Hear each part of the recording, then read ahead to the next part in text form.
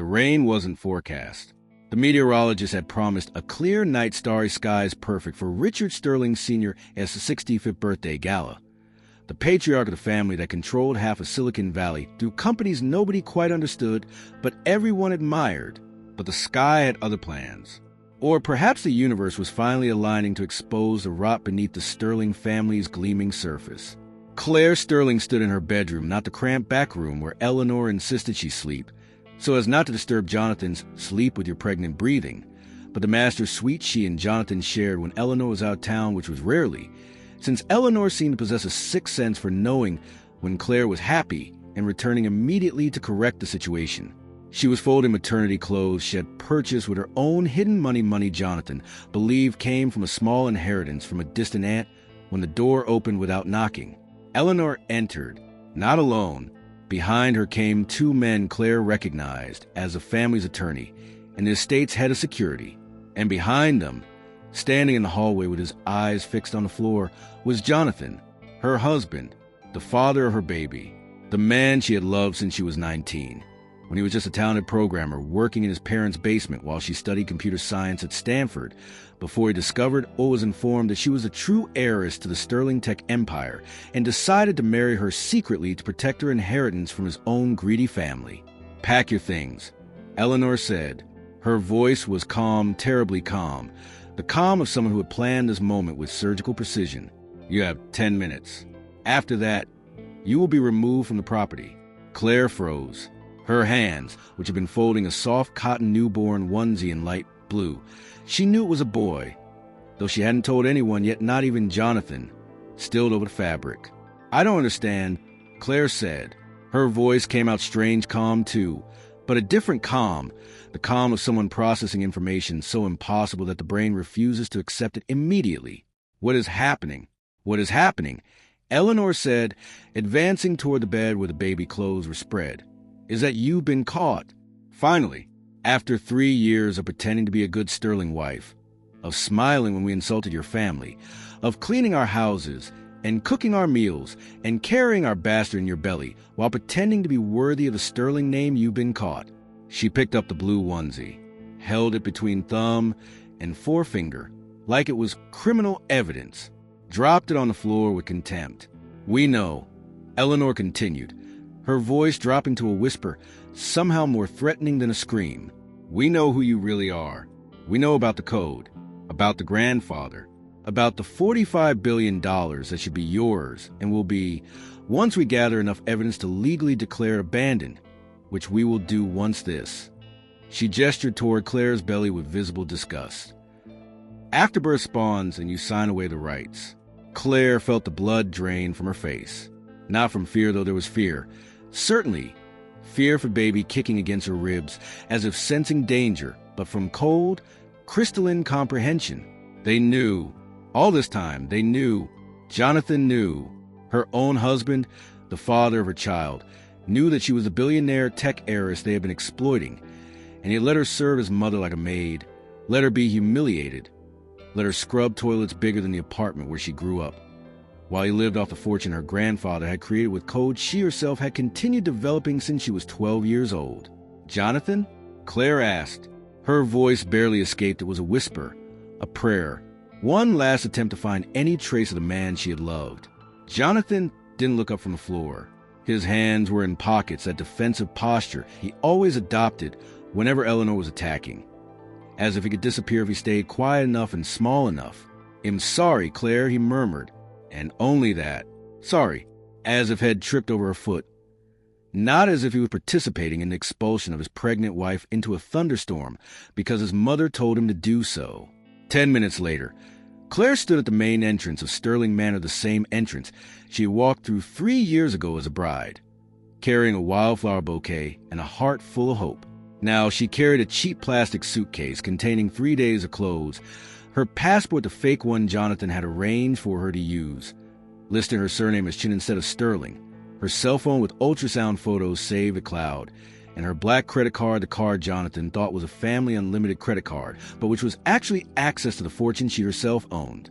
The rain fell, not a polite drizzle proper storm, with lightning tearing the sky and thunder making the ground shake beneath her bare feet Eleanor had forbidden shoes, claiming servants don't need fine footwear on our property.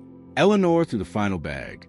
The wedding photo album, the one with photos from the day Jonathan put the ring on her finger at the dirty city hall. Both of them laughing, both young. Both believing love could overcome anything landed in a mud puddle on the marble walkway. Pages spreading like open wounds. "And you will never come back," Eleanor said. Her voice carried the satisfaction of someone finally eliminating a threat. "Your baby, if it actually exists, which we doubt will be tested at birth. If it carries the Sterling genetic markers, it will be taken from you and raised properly by people who understand bloodlines. If it isn't Jonathan's, and we suspect it's from some chauffeur or lover you took up in the servants' quarters, it will be given up for adoption, and you will never know of it. You are nothing, Claire Chen, a fraud, an intruder, a broodmare for a bastard who thought she could fool the Sterling family." The door slammed shut. The echo rang through the rain like a gunshot. Claire stood there, in the rain, 7 months pregnant, soaked to bone in a cotton nightgown too thin for the weather.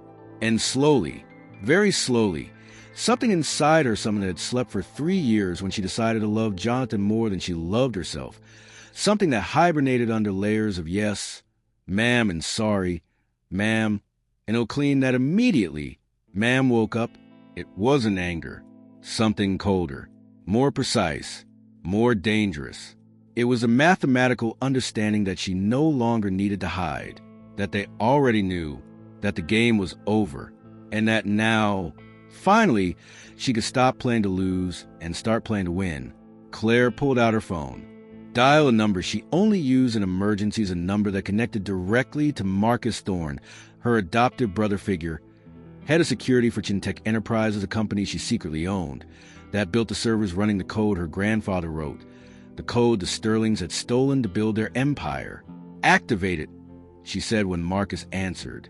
Her voice was calm, terribly calm, the calm of someone who had just made the most important decision of her life. "Protocol Phoenix. They know everything. I want the legal team assembled in 1 hour. I want the security team positioned around this property in 30 minutes. And I want my purple suit ready for 8 a.m. It's time to go to the father-in-law's birthday party." Over the phone, she could hear Marcus' smile forming, that predatory smile he reserved for when he went hunting. "With pleasure, ma'am," he said. "We're already en route." And Claire Sterling, mother, betrayed wife, hidden tech billionaire, heiress to a stolen empire, turned her back on the prison that had been her home for 3 years and walked into the rain, not as a victim fleeing, as a general regrouping her troops before the final battle. The war had just begun, and she intended to win every inch. 3 years. That was how long Claire Sterling had been invisible to the world she governed. Not literally invisible, though there were days when she wished she were, days when the humiliation of serving coffee to men wearing clothes she designed technically, clothes whose design algorithms she programmed. Since Sterling Tech was a fashion tech company using AI to create revolutionary designs based on her grandfather's code, felt like a slow, painful death, figuratively invisible, erased. The name Chen Tech whispered reverently by Silicon Valley engineers, worshipped by fashion designers who couldn't understand how AI could be so creative, feared by competitors who couldn't replicate its algorithms, belonged to a mysterious figure known only as the architect. No public face, no interviews, no LinkedIn profile, just code appearing in repositories, patents registered by shell companies, innovations transforming the industry, while its creator remained a shadow. That creator was Claire, the girl who folded laundry at her parents' dry cleaner at age 8, while studying programming books borrowed from the public library, the prodigy who rewrote her grandfather's base code at 12, adding layers of deep learning that no one else in the world understood. The teenage orphan adopted by the Thorne family after her parents died in a car accident, which she later discovered was no accident break sabotage paid for by someone who wanted her grandfather's code eliminated from the equation, and grew up working restaurants while completing 2 college degrees simultaneously. And a 23-year-old woman who met Jonathan Sterling at a tech conference and fell in love with him not for his money. He had no idea who she really was when they met, but for the way he looked at her code like it was poetry, for the way his hands trembled when he explained complex algorithms, for the fact that he was the first person who ever treated her as an intellectual equal rather than scary or exploitable. They married in secret, a dirty city hall, with witnesses recruited from the subway line, exchanging simple gold bands that cost 2 months of Claire's salary at the time. She was earning $35,000 a year as a junior developer at a startup that would fail 6 months later. Jonathan promised to tell his parents soon, once his company stabilized, once his mother lost power over the board, once the right moment arrived. The right moment never arrived. Instead, Eleanor Sterling, the matriarch, whose Botox-frozen beauty hidden soul of absolute ice, discovered the marriage 6 months later. Not through investigation, Claire and Jonathan had been careful, but through accident uncollected mail at Claire's old apartment, containing the marriage certificate sent by the city hall. Opened by Eleanor during a surprise visit that clearly wasn't a surprise at all.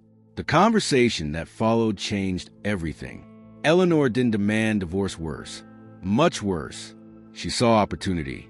Saw a brilliant, vulnerable, passionate woman in love with Jonathan, with technical skills that could save the family company sinking under mismanagement and ethical compromises. And she proposed a deal. Claire would remain married to Jonathan, would live at the Sterling mansion, would serve the family in every way necessary, cook, clean, organize, answer phones, be the perfect wife in public photographs. In return, Eleanor would ensure Jonathan never revealed Claire's identity as the architect, never claimed her inheritance, never allowed Claire to access her own accounts or properties. Claire would be, effectively, a luxury prisoner maintained in material comfort, nice clothes, fine food, an adequate room but stripped of all autonomy, identity, and dignity. And Claire accepted, because she was 2 weeks pregnant, because she loved Jonathan, because she believed naively, desperately, that if she proved her worth through silent service, through unconditional love, through giving them a proper grandchild, eventually they would accept her as equal, as family, as the heiress she was. 3 years passed. 3 years of Claire waking at 5 a.m. to make Eleanor's perfect coffee, special beans imported from Italy, exact temperature 82 degrees Celsius, nothing less acceptable. 3 years of ironing Jonathan's shirts while he slept, organizing his closet by color and fabric, attending board meetings as the silent wife, taking notes nobody read. 3 years of smiling when Eleanor made comments about new blood diluting the lineage, of looking down when Victoria, Jonathan's ex-girlfriend, whom Eleanor wanted him to marry instead of Claire, visited and openly flirted with him in front of everyone, of swallowing humiliation after being introduced as our domestic help to visitors who perfectly understood she was far too intelligent and elegant to be mere staff. And 3 years of working secretly. Every night. After Jonathan fell asleep, he always fell asleep first, exhausted from work that consisted mainly of meetings Claire prepared, presentations Claire wrote, decisions Claire analyzed with data she extracted herself. Claire descended to the isolated basement where she kept her real computing equipment, not the corporate laptop Eleanor monitored remotely, but her own servers, encrypted connections, development terminals she had assembled piece by piece using money sent through obscure channels by Marcus Thorne, who had known her true identity from the beginning, having been assigned as her protection when her parents died. There, in the small hours of morning, Claire built the future, wrote code that would make current algorithms look like children's toys, designed AI systems that could design complete fashion collections in seconds, analyzing global trends and climate data and consumer psychology in ways no human could replicate, registered patents through shell companies registered in Delaware, Caymans, Luxembourg, a network of intellectual property so complex that even the best corporate lawyers would take years to unravel, and accumulated fortune. Not that she spent any of it, every cent was reinvested, buying Sterling Corp stock through anonymous brokers, acquiring Silicon Valley properties, buildings the Sterlings rented at inflated prices, funding startups that would succeed or fail, diversifying risk, building a financial empire so vast that when finally activated, it would swallow the entire Sterling Corporation whole, like a whale swallowing plankton. All this while folding Jonathan's laundry, while massaging Eleanor's feet after her long dinners, while smiling for photographs at charity events, wearing dresses she designed herself using the AI she programmed herself, and receiving compliments of how beautiful your wife is. Jonathan from people who had no idea that the woman before them was worth more than all of them combined. Until the storm night, until the kickout, Until Eleanor's decision to accelerate the timeline, Claire suspected later that Victoria had become pregnant by someone not Jonathan. As would prove, and Eleanor needed Claire removed before Claire's baby could establish a stronger inheritance claim than any false pregnancy Victoria might manufacture. The rain soaked Claire to the bone. The white nightgown, designed for climate-controlled bedroom comfort, clung to her body like transparent second skin, revealing the silhouette of 7 months' pregnancy that she had spent 3 months trying to hide with loose clothing not from shame protection, intuiting that Eleanor would see the baby as threat. Her bare feet sank into mud as she walked to the main gate, where a taxi waited. She had called it with her cell phone, before Eleanor confiscated, or thought she confiscated actually. Claire had 3 cell phones, and Eleanor only found one. The taxi took her to a cheap motel in Queens, the same neighborhood where she grew up, where her parents had worked until they died, where everything began. The room smelled of mold and old cigarettes, but it had a bed, and Claire needed to sit, needed to process, needed for the first time in 3 years to allow herself to feel the anger she had repressed so diligently. The phone rang. Marcus. They moved early, he said without preamble. My sources inside the house say Victoria announced her pregnancy this afternoon. For months, claims it's Jonathan's. Eleanor panicked if her baby is born before yours. Victoria would a priority claim. They had to remove you immediately. Claire closed her eyes. Her hand found her belly automatically, that instinctive maternal gesture she had developed in the first weeks of pregnancy and never abandoned. They tried to kill me, she said. Her voice was strangely flat. They threw me into a 7 months pregnant woman, into a storm expecting spontaneous miscarriage. That's attempted murder. Attempted murder of me and the baby. It's worse than that, Marcus said. And for the first time in all the years she had known him, Claire heard anger in his voice, the controlled rage of professional soldier who had just discovered his protected one had been attacked. Richard Sr. knows. Always has. My investigators found records of payments he made to private lawyers 18 years ago investigating you, confirming your identity, verifying the bloodline. He knew the whole time who you were, and he let Eleanor do this anyway. Let you be enslaved. Let you be abused. Let you... Stop, Claire interrupted. And when she spoke again, her voice had changed. The flatness was gone. In its place, something cold and precise and absolutely lethal. It doesn't matter anymore what they did. It matters what I'm going to do. Marcus, activate everything. I want Dr. Chen's legal team here in 2 hours.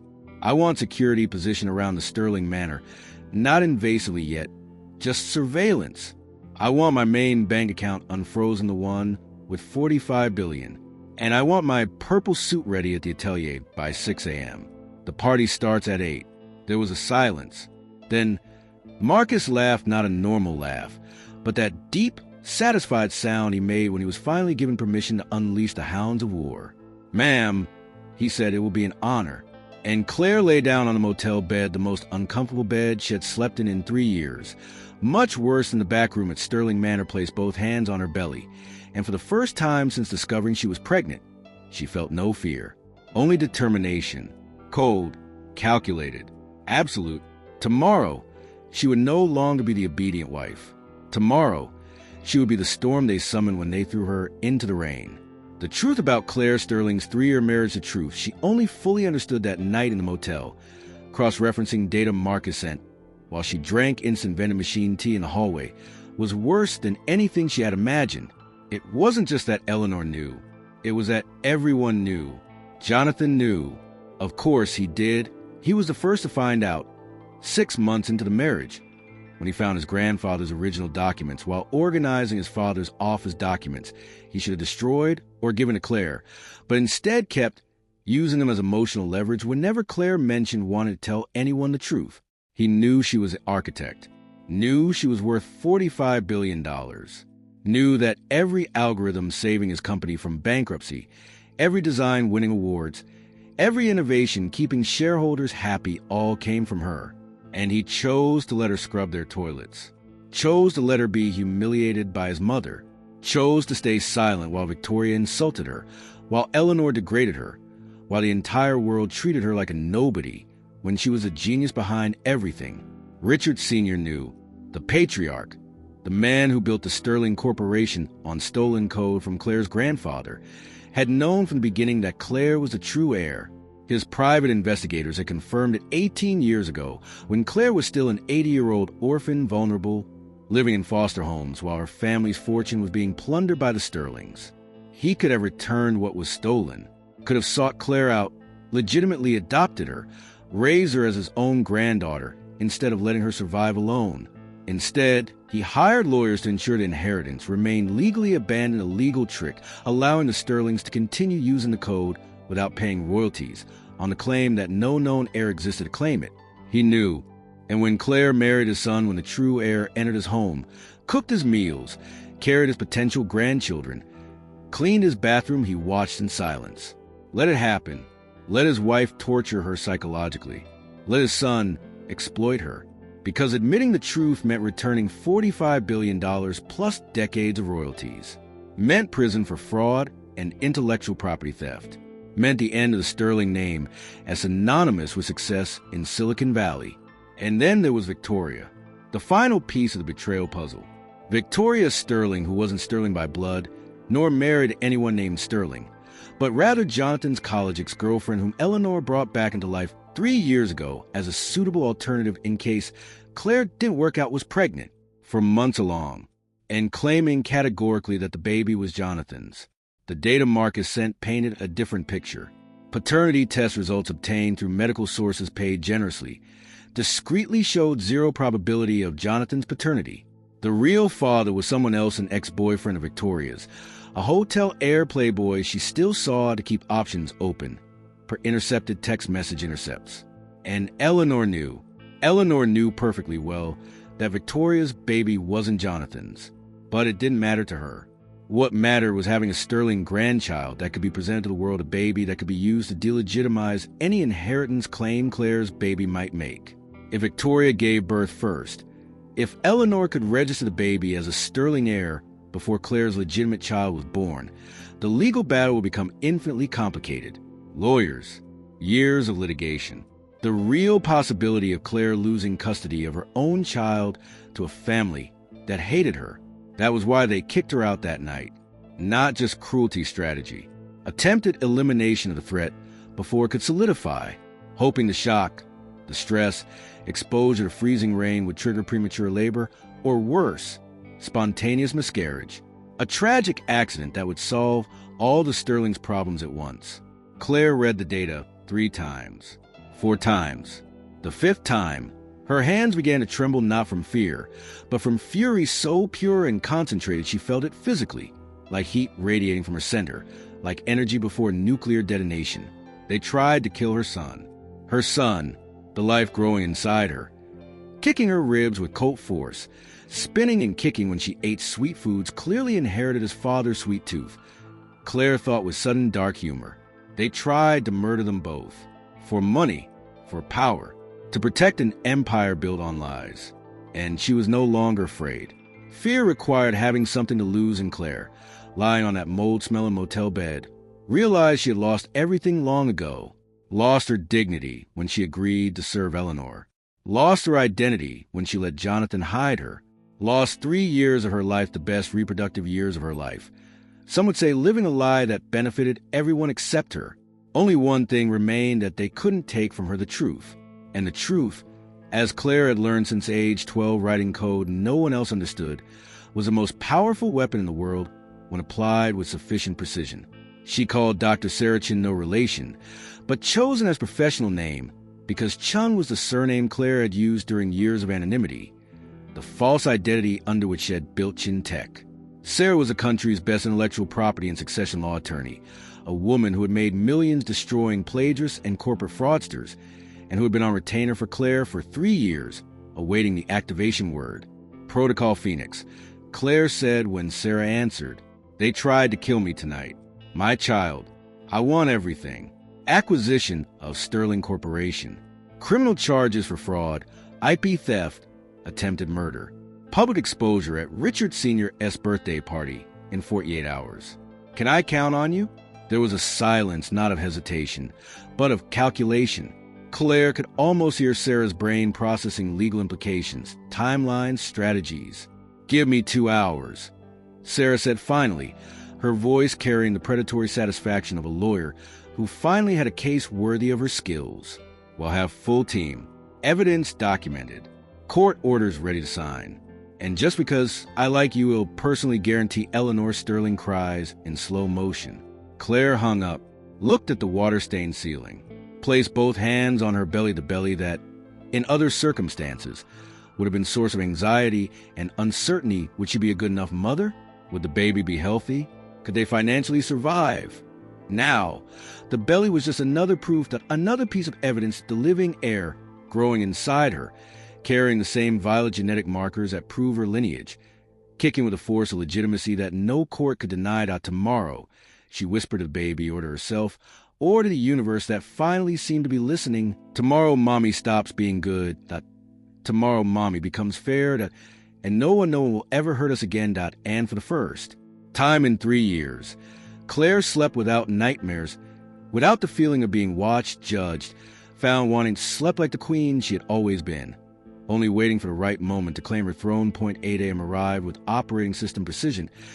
Claire was in the secret atelier, not the Sterling Manor basement, but the real space a converted Brooklyn warehouse shed purchased 5 years ago, using the first patent royalty payments, royalties the Sterlings thought were going to anonymous Asian investors. The space was enormous, 3,000 square meters of polished industrial floor, exposed brick walls, 19th century factory windows letting in golden morning light that reflected off rows of servers she had assembled herself, servers containing not just backups of every line of code she had ever written, but also evidence-dated emails, traced bank transfers, recorded conversations legally obtained via devices she had planted throughout the Sterling mansion during 3 years of domestic service, company registration documents, DNA test results her own, obtained secretly when she collected hair samples from Richard Sr.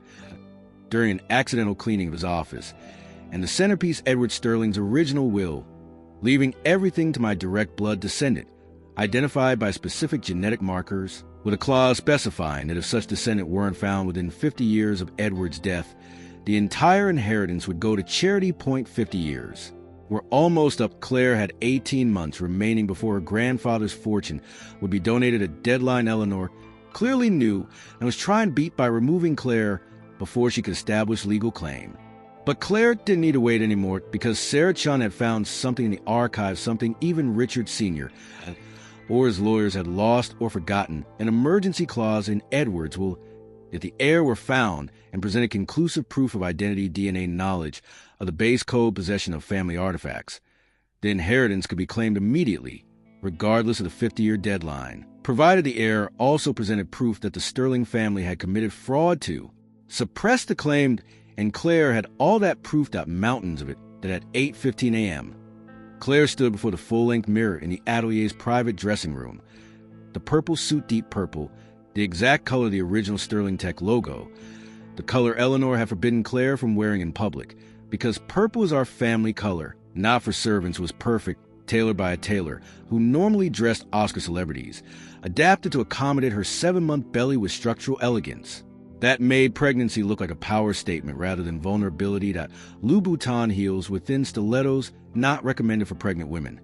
But Claire didn't intend to walk, much intended to stand, dominating, while the world crumbled at her feet. Diamond earrings, her grandmother's earrings, stolen by Eleanor from the Sterling family vault 18 years ago and worn at every major gala since. Now recovered by Marcus during a security sweep he performed at the mansion while Claire was being expelled. Marcus was efficient that way that her hair, dark honey blonde that she normally kept in messy bun or lazy ponytail, was styled in sleek low bun, exposing the strong line of her jaw. The violet purple eyes enhanced by minimal makeup. She applied herself, refusing professionals Eleanor always provided to improve her appearance.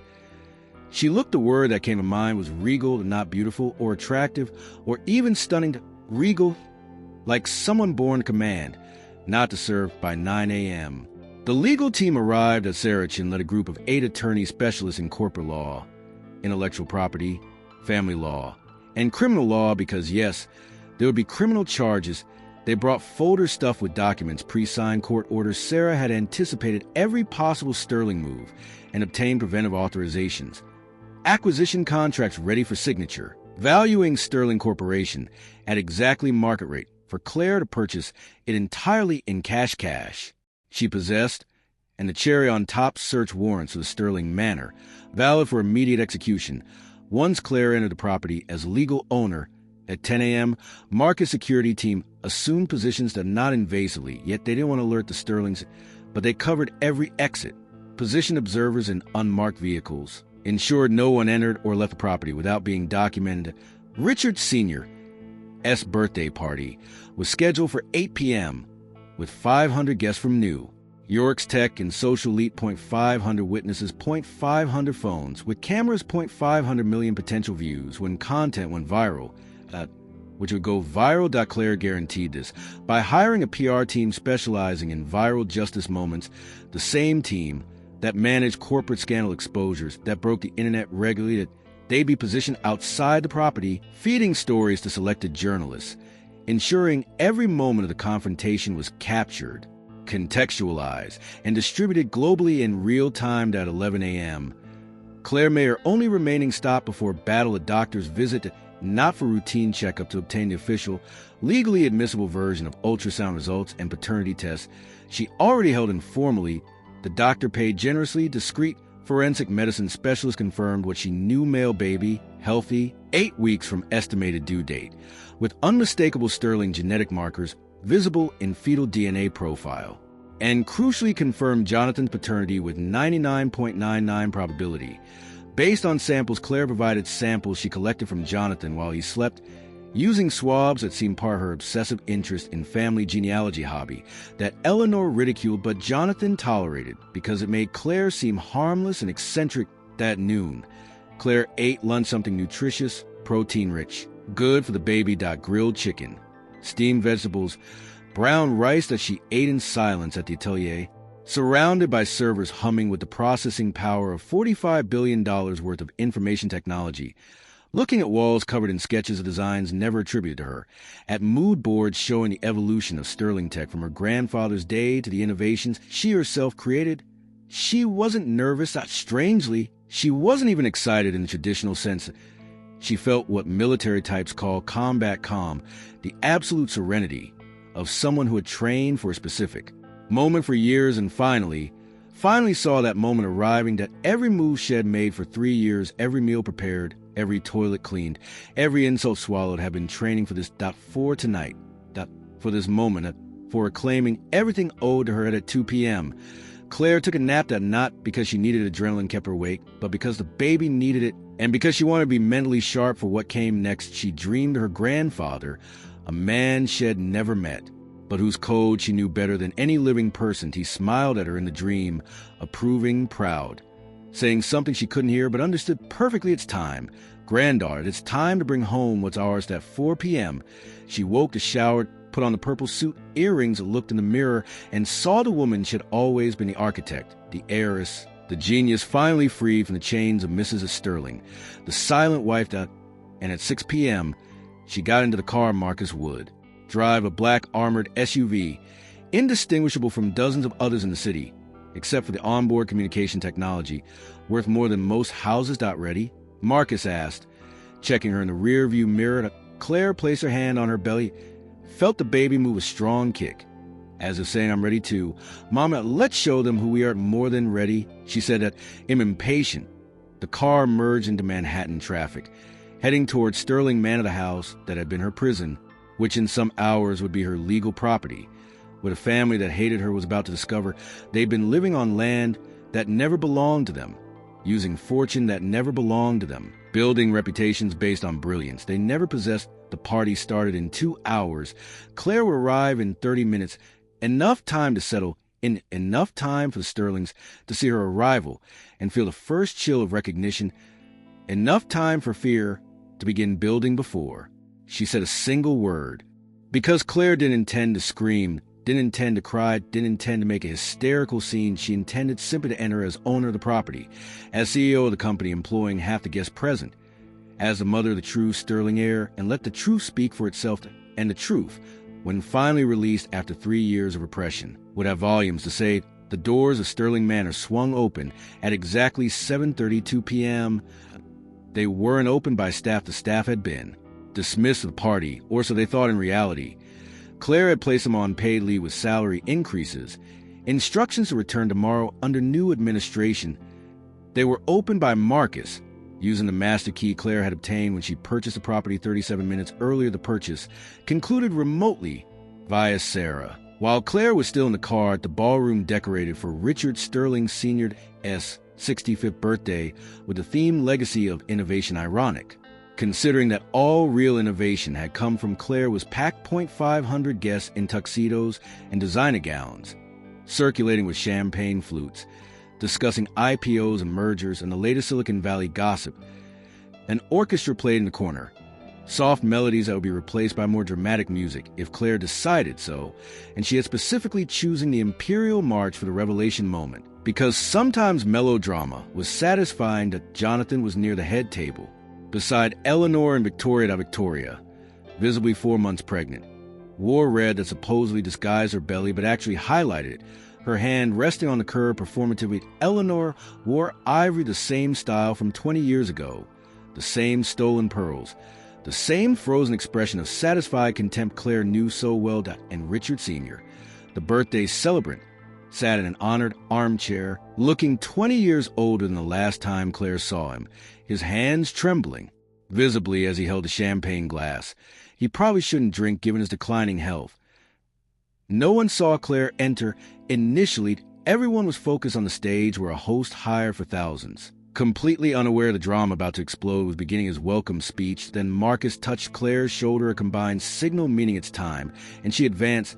The effect was electric, not because she screamed or made a scene, but because her presence altered the room's atmosphere like a stone dropped into still water. That waves of recognition rippled outward, first those nearest the door turning with confused expressions, and the next tier realizing something was happening. Finally, a wave of attention moving to the room like wind through wheat, until everyone, all 500 guests, all the Sterlings, the entire orchestra, was looking at the woman in the purple suit who had just walked into her own party, though they didn't yet know it was her party that Jonathan was the first to recognize her. His face went through a complete emotional catalog in 3 flat seconds. Confusion. Who is this beautiful woman? Recognition. Wait, it's Claire. Shock. She's pregnant and wearing purple.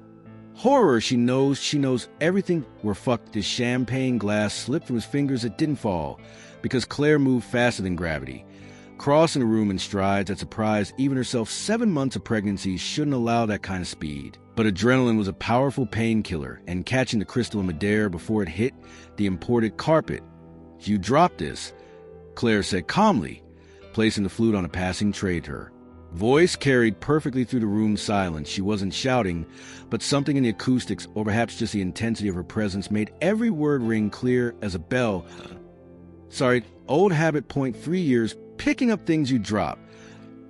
She didn't look at Jonathan as she said this. She looked at Eleanor, whose frozen expression of satisfaction finally cracked. Literally cracked. Claire could see micro-expressions of terror passing across the Botox face like cracks in ice. Recognition of the suit color sterling purple, forbidden.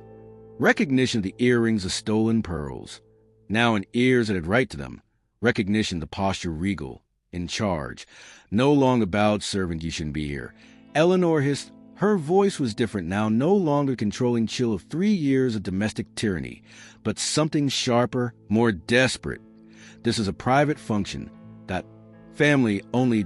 And you're no longer family," Claire interrupted, still calm, still quiet. But there was something in her voice now, something that made the people closest take an involuntary step backward. That, "Let's talk about family. Then let's talk about what the Sterling family really is. About the code my grandfather wrote, the code your husband stole, that your son exploited, that you used to build this empire of lies. About the $45 billion that should be mine, that are mine, legally, morally, irrefutably, in that you've used to keep me as a slave for 3 years while I carried the true Sterling air inside me." The silence that followed was absolute. The kind of silence precedes explosions. Claire let it last exactly 5 seconds, long enough for words to sink in, for brains present to process, for the cell phone cameras, which were rising like poisonous flowers, hundreds of them, recording everything to capture the moment. Then she continued. That, for the guests who don't know the full story, Claire said, her voice increasing slightly in volume, now addressing the crowd as much as a family. Let me introduce myself properly. My name is Claire Sterling de Yes. Sterling by birth, by blood, by undeniable legal right, I am the granddaughter of Edward Sterling, founder of Sterling Tech, the only living descendant of his bloodline. I am the architect, the anonymous genius behind every innovation that has kept this company relevant for the past 3 years, and I am Jonathan Sterling's wife, the woman I served for 3 years as a domestic servant while he and his family stole my inheritance, exploited my talent, and planned my elimination. She paused. Let the word my elimination hang in the air like a condemnation. Oh, she added, her voice dropping to a register softer, more dangerous. And I'm pregnant 0.7 months with Jonathan's son, with a true Sterling heir boy, according to the latest ultrasound, with the same genetic markers that prove my lineage beyond any reasonable doubt, that an heir who will be born in approximately 8 weeks, that an heir who will have a $45 billion trust fund waiting for him, that an heir who, unlike the baby Victoria is carrying, is legitimately Sterling, 99.99 proven by paternity test. With fetal DNA confirming the hereditary markers, the room exploded. Not literally, but the sound of 500 people inhaling simultaneously, of 500 bodies turning, of 500 faces expressing shock, Aurora, fascination, schadenfreude, pleasure, created a pressure wave that made the candles on the tables tremble. To Victoria was the first to break, not with words, with sound, an animalistic howl of denial, her hands going to her 4-month belly as if trying to protect the baby that everyone now knew wasn't Jonathan's. Lie. Victoria screamed, she's lying. Jonathan's fiancée. This baby is the heir. She's nobody. She's just a proof. Claire interrupted gently and gestured to Sarah Chen, who stepped forward with her tablet, beginning to project documents onto the screen behind the stage. That first, Edward Sterling's will, with the emergency clause highlighted. Second, Claire's DNA results, showing 99.99 match to the registered Sterling genetic profile. That third, Claire's baby's ultrasound, with medical annotations confirming hereditary Sterling markers. Fourth, Jonathan's paternity test, proving him as father 99.99. Fifth, Victoria's paternity test, 0.00 probability of Jonathan's paternity, with 98 matched to a certain European hotel heir named Alessandro Rossi. 6 bank statements, showing every cent funding the Sterling's lifestyle for the past 3 years came from accounts controlled by Claire. Accounts Eleanor thought were anonymous Asian investor funds. 7 patent registrations, showing every innovation attributed to Jonathan or the Sterling design team was actually registered through Claire's shell companies. 8th, and this was what broke Richard Sr., completely recordings of private conversations between Richard Sr. and his lawyers 18 years ago, explicitly discussing how to hide Claire's existence, how to ensure the inheritance remained abandoned, how to use the stolen code without attribution. That Richard Sterling Sr. began to cry, not elegant society tears, ugly, animal sounds, his body curling in the chair as if he wanted to disappear. That I knew. He choked out through tears, his voice, laden with decades of guilt. I always knew your grandfather. He was my mentor, my teacher. I betrayed him, stole his code, and when you were born, when I discovered there was an heir, I was afraid of losing everything, afraid of prison. So I paid to hide you, paid to ensure no one found you, and when you married my son, I thought God was giving me a second chance, that I could make it right to you through him. But I let Eleanor mistreat you. I let Jonathan use you. I was a coward, and I deserved everything you're about to do to me. Claire looked at him for a long moment. Her face remained impassible, the architect's mask, the cold calculator solving complex problems without emotion. Then something shifted, something small and almost imperceptible relaxation in her jaw, a softening around her eyes. Not forgiveness, not yet, maybe ever, but something close to understanding, recognition of human complexity. Hard to stand up, Claire told Richard Sr. He obeyed, trembling, using his cane for support. Looking 100 years older than his 62 years, walk here, she instructed, indicating the space in front of her, near the stage where everyone could see. He obeyed. Now Claire turned to face the entire room, the 500 guests, the cameras, the world watching through screens. This property, she announced, her voice carrying the authority. of someone who had practiced these words in front of a mirror for 3 years. Belongs to me that legally acquired 48 minutes ago. This company, the Sterling Corporation, belongs to me at acquisition, completed 47 minutes ago. Full cash payment, no debt, no outside shareholders, nothing except my signature on every contract. Everyone in this room who works for the Sterling Corporation works for me now. Every cent of profit this company generates goes into my accounts. And everyone in this family, her gaze swept Eleanor, Jonathan, Victoria, distant relatives who had participated in conspiracy through silence, is fired, evicted, removed from any position of authority, influence, or control. You have 24 hours to remove your personal belongings from this property. After that, you will be considered trespassers and treated as such by security, my security. She paused and let the magnitude of her words sink in that except for one. She added, her voice changing, becoming softer, more personal. Jonathan, who had remained motionless since Claire's arrival, finally moved one step forward. His hands came out of pockets, no longer in defensive posture, but in a gesture that seemed a surrender, plea. Claire, he began, his voice breaking to I don't know what to say. I was a coward. I am a coward. I loved you. I still love you, but I chose wrong. I chose my mother. I chose money. That I chose these instead of you. And you deserve better. Much better. If there's anything that I can do to. Claire interrupted him, not with words, with movement. She walked to him, stopped directly in front of him, close enough that he could feel the warmth of her body and perhaps the baby's movement between them. A bridge of life connecting them despite everything. She looked up into his blue eyes, the eyes that had seemed so gentle and honest when he kissed her against a graffiti wall on the Lower East Side. So different now, full of guilt and regret, and something that could be genuine love or could just be the panic of a man who had just lost everything. There is one thing you can do. Claire said quietly, just in, though 100 microphones were capturing every syllable. That Jonathan nodded frantically. Tears streamed down his face. Anything, name it, kneel. Claire said. The silence that followed was different from the previous ones. This wasn't shock or horror. It was anticipation, anticipated satisfaction, hundreds of people holding their breath, waiting for the moment they'd come to witness or watch online. In the millions already tuning into the live streams, Claire's PR team had guaranteed Jonathan hesitated only a fraction of a second. A fragment where his masculine pride, his sterling upbringing of never humiliate yourself, fought against the reality that he no longer had pride to defend, no upbringing to maintain, nothing except the woman before him, and the baby in her womb, and the naked truth of his own failures. Then he knelt down on the marble floor of Sterling Manor, the same floor where Claire had cleaned wine stains for 3 years, where she had vacuumed crumbs under dinner tables, where she had been ignored, where she had been treated as inferior. Jonathan Sterling knelt before his wife, before the mother of his child, before the true heiress to the empire's family, had built on lies his hands when Claire's had not to touch her, but in supplication, in prayer, in absolute surrender. Please, he whispered, forgive me. He'll do anything to sign any papers, live in any condition. Just don't take the baby from me. Don't take him from us. Let him nothing without you. Never was all the success, all the money, all the respect. It was yours, always yours.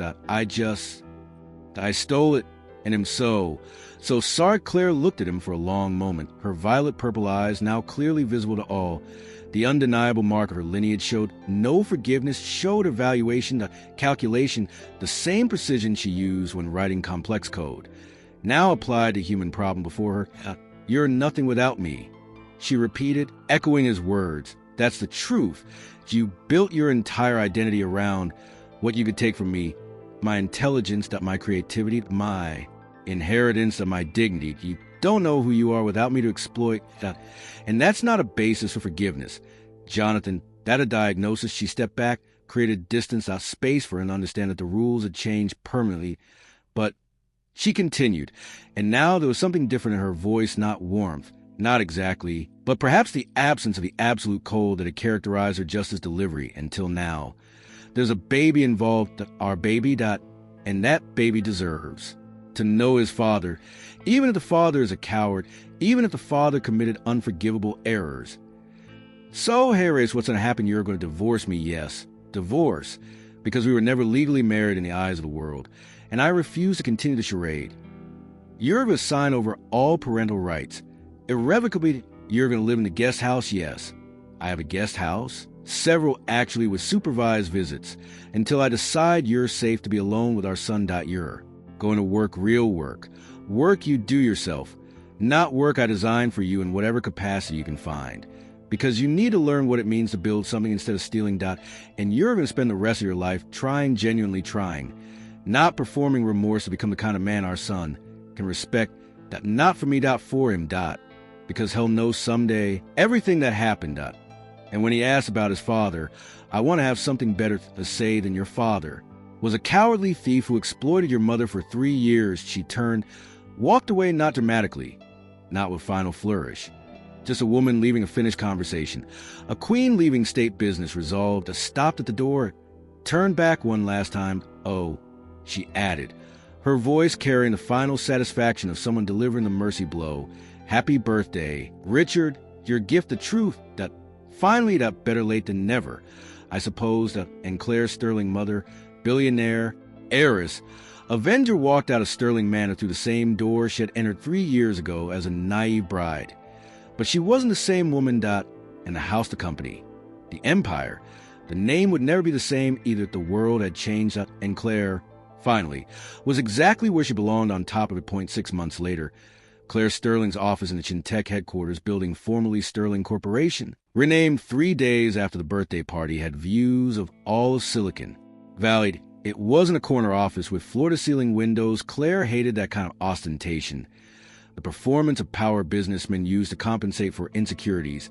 It was a functional, efficient space she had designed herself using the same interior design algorithms that had revolutionized the fashion industry. That ergonomic workstation, important for a postpartum back. Comfortable sofa area, important for nighttime feedings. Entire wall of monitors showing real-time business metrics, important for the control freak she was. Though she was working on that, the baby Edward Chen Sterling, named in honor of the grandfather he never knew but whose code he would perhaps inherit one day, slept in the portable crib beside Claire's desk, sleeping the deep, confident sleep of a baby who had never known hunger, never known cold, never known the fear his mother had known for so many years. He had the right eyes, not violet, yet would take a few months of definitive color to appear. But that unusual brightness, that intelligence in eyes that made Claire smile every time he looked at her. The door opened and Marcus entered first, always a protector, checking perimeters even in secure territory, followed by Sarah Chung with documents. And finally, hesitantly, Jonathan. Jonathan looked different, thinner, had lost weight. The kind that comes from real work and genuine stress, not from club diets. His hair was longer, touching his ears. Less styled, he wore simple clothes, jeans, t-shirt, jacket that had actually been worn outdoors. And there was no ring on his finger at the spot where his wedding band had sat, showed a paler strip of skin. But Jonathan wore no sterling jewelry anymore, had returned everything to watch. The cufflinks, the signet ring to Claire, who had donated them to a local technology museum as artifacts from an era of corporate fraud. The signatures, Sarah said, placing a folder on Claire's desk. The Victoria accepted the settlement. Full confession of paternity fraud. Renunciation of any claim on the child who was born last week, a girl, apparently healthy. Definitely not Jonathan's. Lifetime NDA, mandatory name change. Shelby Victoria Rossi now, living with her parents in Italy, working supposedly at the family bakery. Eleanor was sentenced 12 years for fraud, embezzlement, aggravated assault. Claire's expulsion in the storm was reclassified. Richard Sr. received immunity in exchange for a cooperation testified against Eleanor and the company on parole, volunteering at a gambling addiction rehabilitation center, apparently sincere. This time Claire flipped to the papers without really reading. The details didn't matter anymore. The chapter was closed. Jonathan, she said, finally looking at him. He was looking at the crib, at Edward, at the son he only saw for supervised few hours per week, who didn't smile at him yet, though Claire ensured the baby recognized his father's voice, played recordings for him to listen to, tried to build some bond despite everything. He's perfect. Jonathan whispered his voice was rough emotion, or maybe just exhaustion. He has your eyes of hers, out of you. He has sterling eyes. Claire corrected softly the eyes that belonged to this family for generations, eyes that will see things we'll never imagined, and hell have the chance to use them to create, to build, to innovate, because it'll make sure he never has to hide who he is, never has to serve people who steal from him, never has to choose between love and dignity. She paused, considered Jonathan the man who betrayed her, who exploited her, who loved her in broken, selfish ways, but who, in the end, had knelt, had divorced as she demanded, had signed parental rights, was working real work, construction labor, learning to use his hands in ways that didn't involve typing on keyboards she had programmed, was genuinely trying, not performing that Claire could see in a way he looked at the baby not with ownership, but wondered with the humility of someone who finally understood that children weren't extensions of parental ego, but separate human beings deserving respect. That come see him Saturday.